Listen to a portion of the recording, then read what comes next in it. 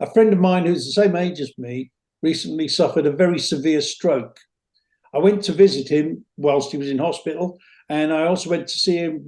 Now he's been moved to a rehabilitation unit, sort of, sort of out of the main hospital. And whilst I was there, I was talking to one of the nurses, and the nurse was talking about how they'd been fantastic on strike, but she was disappointed with the 5% pay rise.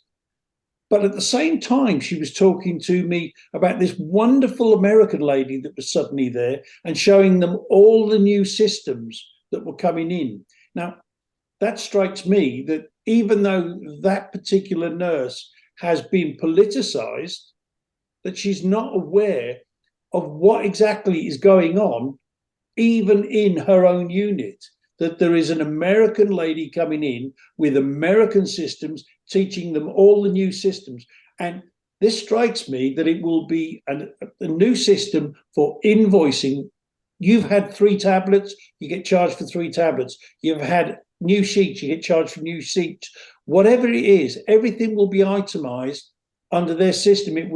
That's the impression I get. I don't know what the new system is that she's talking about.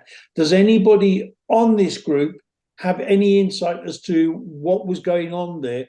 Because it strikes me, if you're talking about an American lady and American systems, that what is basically happening is we're getting the American system by default. Bob, you've got your hand up. Presume you've got the answer. Yeah, so probably what she was talking about is the introduction of a electronic patient record system called EPIC, which is an expensive American system, which is designed to do exactly that, to itemize every episode of care, every drug administered, every bag of saline, every change of bed sheet, every bedpan you've used, so that an invoice can be generated and so that the provider can charge the payer, which will be the taxpayer. What will happen in due course is more and more of NHS services are no longer being provided. Look at audiology, for example. Now you have to pay if you go along to Specsavers. They're the provider. They're the people doing the test, and then they want to flog you this expensive digital hearing aid. So that care has been lost to the NHS. In due course, there will be more and more services like, for example, joint replacement. They will set up arbitrary exclusion criteria. For example, if your body mass index is over 30, some ICSs will say, you're not going to have the operation. So what do? You have to go privately, or you do without. And some of these systems, indeed, the systems that the other big corporation that's involved in the NHS, Optum, which is a subsidiary of United Health, they have algorithms which will determine who is going to get care.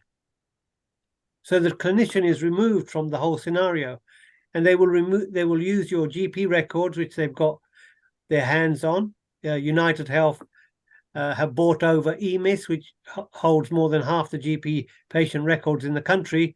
They will use that information to say, well, we don't think you're eligible for this treatment. So what do? You're stuck. So that's how they will price people out of care and exclude them out of care, driving them either to have no treatment or into the arms of the private sector. So that's what's going on. Just a word about care in the community or virtual wards. This is a huge scam. It gives the appearance of care being provided, but guess who's going to cash up? The tech companies that are going to provide the tech platforms to do this virtual care. In my experience as a GP in my practice for 20 years, I've seen the total decimation of community care services. Recruitment in district nursing is worse than general nursing and worse than the doctor recruitment. So they're like a 50% short of staff. I don't know who's going to be providing this virtual care. Perhaps another army of unqualified people are going to be doing the job. That's what I expect will happen. Or it just won't be provided. So you can rig systems, you can write software which will underreport when interventions need to be taken place. So you can fix it, you can rig it. Let's not forget the whole NHS has been corrupted from the top. the people instigating all these reforms are coming from the banking sector, they're coming from the management consultants. I haven't come across one senior manager who gives a toss about patient care or restoring the NHS as a public service. They don't care, and they're selected on that basis.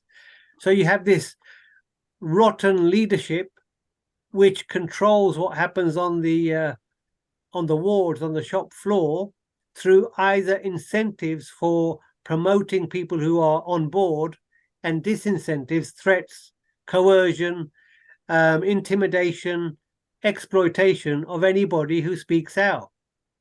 So, it's very difficult to, if you don't have the backing of a union, you're stuffed. And if your union is quite happy to grass you up to the management, then you're up shit creek without a paddle, right? So these are the sort of things that are going on, and none of it is by accident. If you were a government wanting to privatize the NHS, you'd make sure you've got a corrupt, compliant leadership in place. These are the obstacles we face, and in terms of how do we organize, I think the junior doctor strike is encouraging. Their messaging needs to get tougher. The union memberships need to realize their leaders are letting them down and do something about replacing them. But there's no substitute for getting the word out and engaging as much as people can in terms of opportunities to get on talk radio or LBC or whatever, because we're in a propaganda war and we're losing because we don't have enough infantry doing the work. People lack the confidence. And hopefully meetings like this will give people confidence to speak up at every opportunity.